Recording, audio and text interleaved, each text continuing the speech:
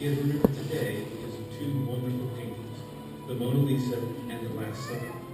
In 1494, Leonardo was 47. He was commissioned by the Duke of Milan to decorate the dining room of the convent church, which was the favorite shrine of the Duke's young bride. As an appropriate theme for this dining room, the painter chose the Last Supper. His painting was not intended to be a faithful reproduction of the original scene as it had taken place in first century Palestine, but as it might have taken place in 15th century Italy. He chose what he considered the most dramatic moment of the Last Supper. In this living dramatization, the 12 apostles speak their minds to themselves, to each other, and to the Lord in light of the words which they have just heard Jesus speak. One of you will betray me.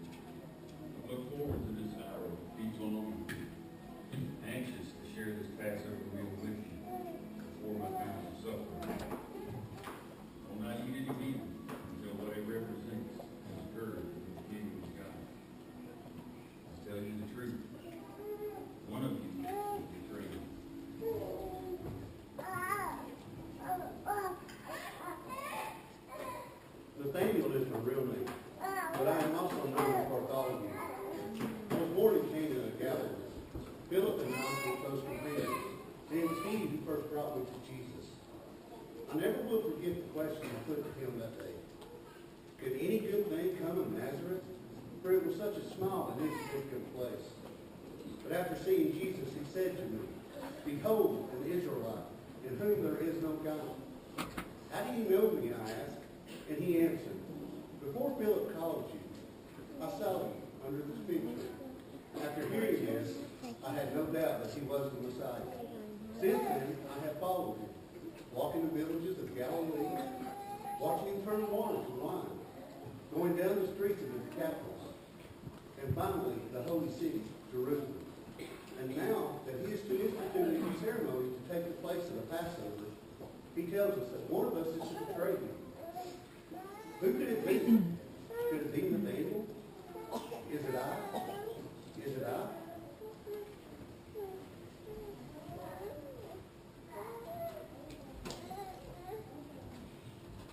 I was given the name Simon Zell. For I was associated with a group of bloodthirsty, hot-headed rebels called the Zell. We feared and hated the Romans, and would settle for nothing less than a violent explosion of Rome in our celestial land. For I live by the sword, and if not for Jesus, I would have died by the sword. And then one day, I heard Jesus say, Blessed are the peacemakers, for they shall be called the sons of God. And to love your enemies, and pray for those who persecute you. After meeting Jesus, I have unconditionally surrendered unto his will and follow him wherever he leads. For I know through Jesus one day he'll bring our blessed land back to the glory God intended it to have.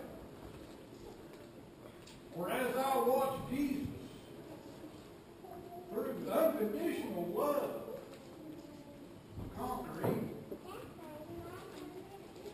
it made me realize just how powerful a sword that love can be. With love in my heart, I can overcome any adversity I may face. With that, he said that there is a spiritual Rome among us. One who would attempt by force what can only be conquered by love. Who can it be? As you suppose, Peter, the big fisher. Or does he suspect me that I'm going to sail off? Is it I? Is it I?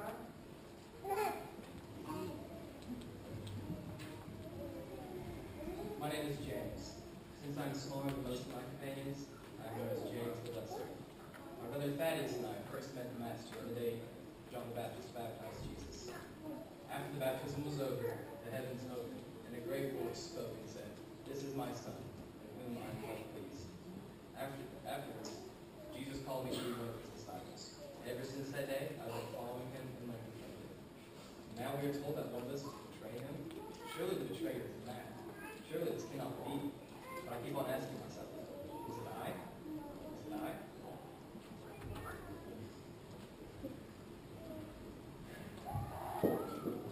My real name is Judas Labadius, but to lessen the confusion between Judas Iscariot and I am called Thaddeus.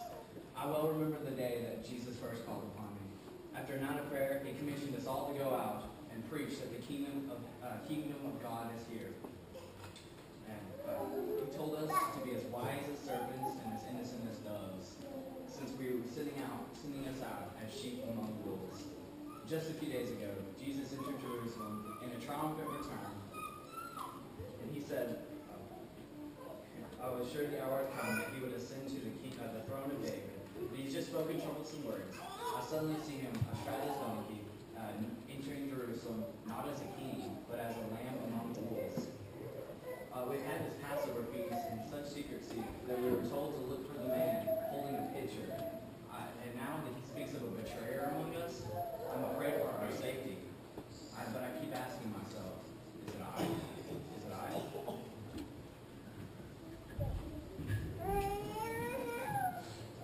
I'm Edgar, brother of Simon Peter. I'm not a people man. I'm trying to do what I could to serve Christ. You see, they call me Andrew the Bridge. It seems my talent is to bring up Jesus. I brought my brother Peter to Jesus. And with satisfaction, I've watched the glorious transformation of his life. I brought the young lad 5 loaves and 2 fish. The miraculous day when Jesus fed the 5,000. What miracles, what compassion, what love the Master has for everyone.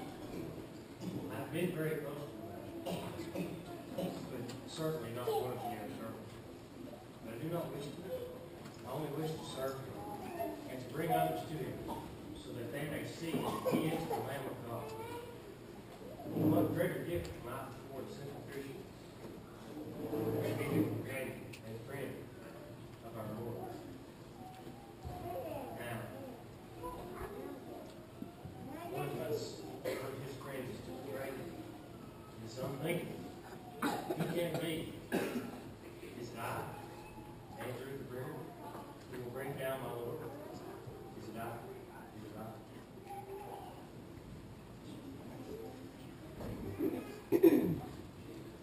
My surname is Levi, but you know me as Matthew, the tax collector. Because of my profession, I have never known friendship or love. Until one day, when I saw a shadow across my collection table, and I looked up into the face of the Master. I saw in those eyes a compassion I have never seen in any other man's eyes before. And trust me, I have looked into many men's eyes as they pay their due to the government. Follow me was all Jesus said. I left my table and my life as a tax collector behind and followed him. It was the best bargain of my life. Since then, I have followed Jesus, and I've tried to write down the exact words he has said. And now, he brings us bad news, that one of his followers is to betray him. Is it I? Is it I? I am Judas Iscariot, certainly the most trusted member of the Master's beloved society. Perhaps it was my past experience with the revolutionaries who tried to overthrow the government that led Jesus to choose me to follow him. After all, he is the Messiah. He will overthrow this Roman government and establish a new line of messianic leaders. And I, the trusted treasurer, will have the most important position. I will control the purse strings. True, for now, I dole out our scant resources to the poor, but only because one day we will need them to follow the Messiah into battle without question. The others at times have disagreed with my opinion. I still think it was a waste to marry for that expensive perfume on the Master's feet. I could have brought many pieces of silver. I guess it's safe to say the Master has a few weaknesses. But I understand we have to appeal to the poor and downtrodden. That is why I have added 30 pieces of silver to my coffers. Quite frankly, the Master needs to be primed into completing his mission. And now he speaks of betrayer among us. Well, I can tell you, it is not Judas Iscariot. Maybe Peter, one of those hothead brothers, James and John. No, I know my place. Quietly manipulating things behind the scenes. One day he will thank me. He will thank me for forcing his hand, for forcing him to save himself at the last minute. No, I'm the hero at this table, not the betrayer. But I like surprise. And just like everyone else, sit back and self-righteously ask myself, is it I?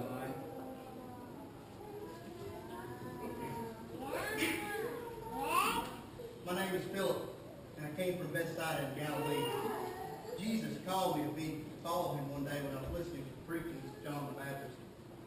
I was the fourth disciple chosen, and I brought my family to the Master. Through the many years of close fellowship with Jesus, my faith in God has grown. When he fed 5,000, I asked, where are we to buy bread that all these may eat? I've come to discover that our power and vision are so limited until he moves through us to reach the world with his love and compassion. Because I know the Greek language, I also know his Greek.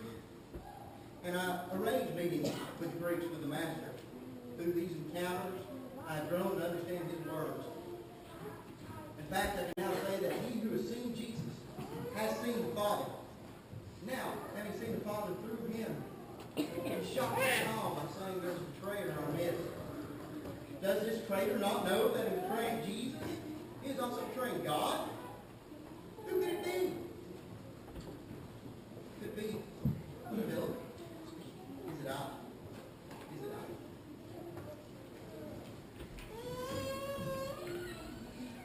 My brother Andrew and I were out fishing one day.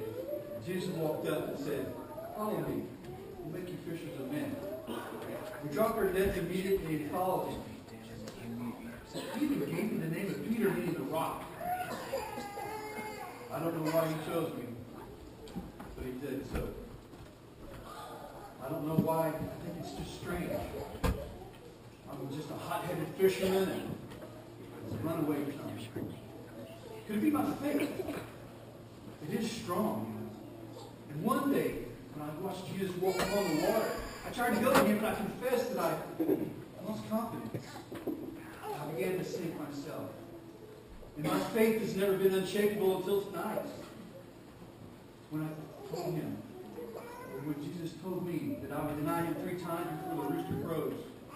Would he deny me the kingdom of God before the rooster crows? Or if I knew who the scoundrel was, I'd pierce their heart with this knife to prove my faith. It would be my own heart that I would pierce. Am I the one he speaks of? Is it I? Is it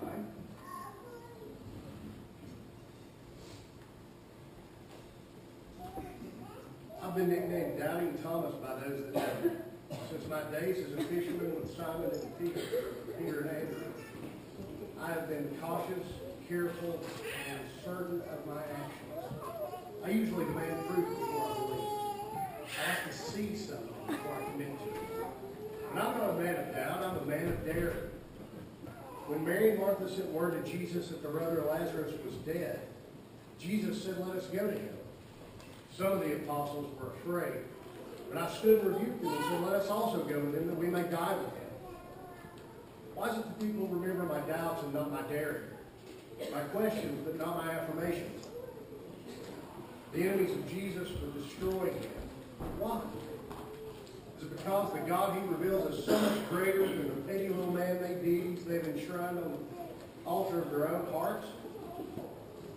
Jesus would lift us up to God, but they would bring God down to our side. And now Jesus has introduced God into my heart yet again by saying that one of us will betray him. Is he blaming me for a lack of faith, a lack of courage? Is it I? Is it I?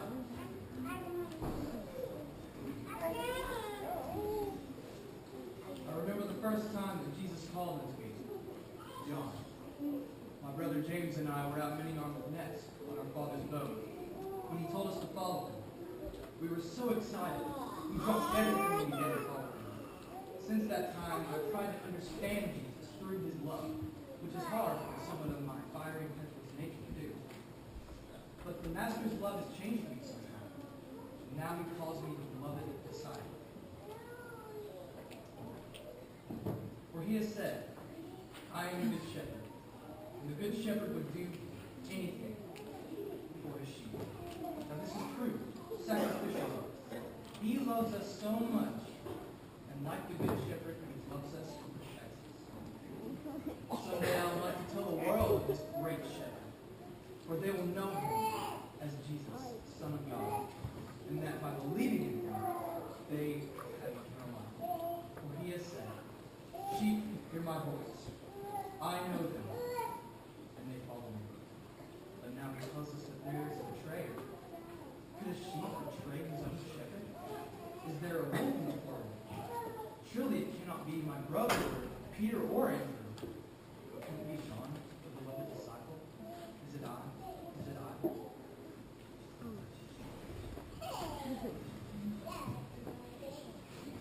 I'm James, brother of John. We often been called the son of thunder. While we were fishing with our father Zebedee, Jesus asked us to be his disciples, and we were honored. After that, I've seen Jesus perform many miracles. I was there when he healed Peter's mother-in-law. I was also there when he raised Jairus' daughter from the dead. But the most amazing sight that I saw Jesus do was on the Mount of Transfiguration when he talked to Moses and Elijah. My mother urged my brother and I to ask Jesus to sit on him on either side of the kingdom of heaven.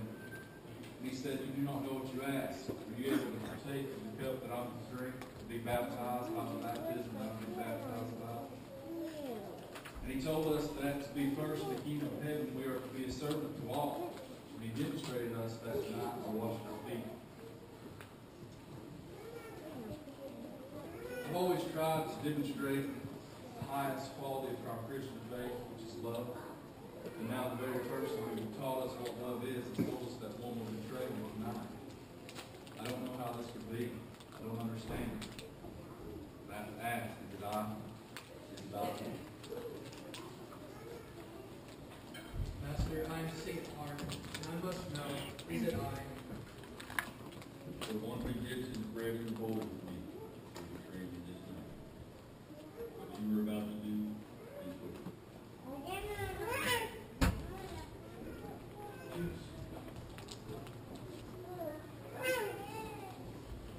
you stayed with me through all my trials. Just as the Master was giving me the right to rule, so I will make the same agreement with you. You will eat and drink at my table in the kingdom. You will sit on thrones and judge the 12 tribes of Israel.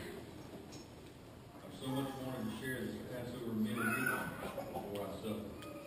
I will not eat it again until what it represents shall occur in the kingdom of God. We have many minutes to share.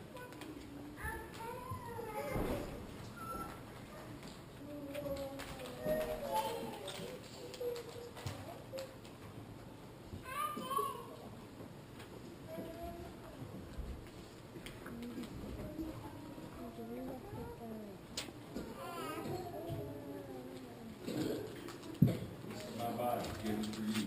Here is the commandment for you.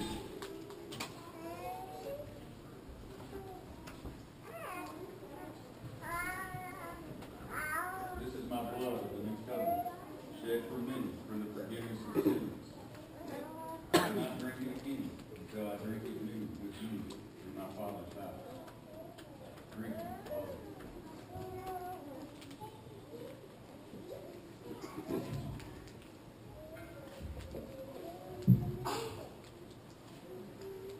I am the way, the truth, and the life. No one comes to the Father except by me. You have known me, so you will know my Father also.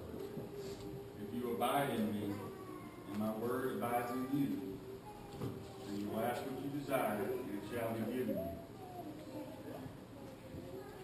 Just as the Father has loved me, I have loved you. Abide in my love. My new commandment is this: love one another as I have loved you. There is no greater love than this, than to lay down one's life for his friends. You are my friends if you do as I command.